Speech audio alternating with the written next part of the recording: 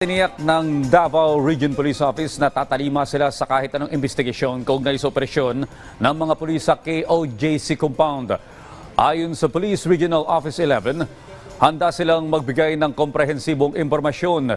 Si Jason Amisola sa PTV Davao sa detalye live. Rise and shine sa iyo, Audrey. Nakahanda ang Police Regional Office 11 o PR11 sa kahit anong gagawing hearing o investigasyon kaugnay ng paghahanap pa rin nila kay Kingdom of Jesus Christ o KOJC Church Leader, Pastor Apollo Quiboloy. Ito ay kaugnay sa gagawing ocular inspection at public hearing ng Senado tungkol sa operasyon ng Philippine National Police sa KOJC. Ayon kay PR11 spokesperson, Police Major Catherine De La Rey, handa silang magbigay ng komprehensibong impormasyon. Gayon din ang buong kooperasyon nila sa Senado. Humingi din ang PNP ng pag-unawa at suporta sa mangunguna sa nasabing investigasyon. Nakatakdang gawin ang inspeksyon ngayong September 6, araw ng Biyernes na pangungunahan ni Senator Ronald Bato de la Rosa. Ilang mga senador din mula sa Committees on Justice and Human Rights at Public Order and Dangerous Drugs ang inaasahang dadalo.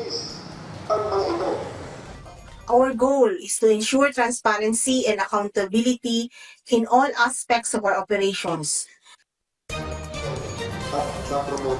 Audrey, sa ika-12 araw ng pagsisilbi ng warrant of arrest ng Philippine National Police dito sa KOJC compound ay hindi pa rin nakikita si Pastor Apollo Quiboloy at itong mga kasamahan niyang akusado.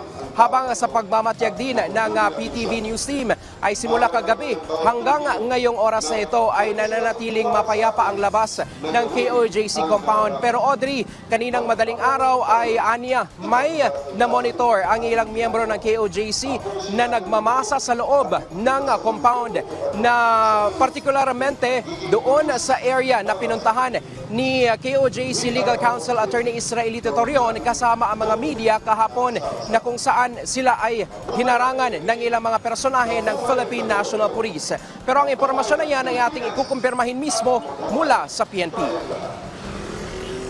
Yan na muna ang latest mula rito sa Davao City. Jason Amisola para sa Pambansang TV sa Bagong Pilipinas. Dagang salamat, Jason Amisola.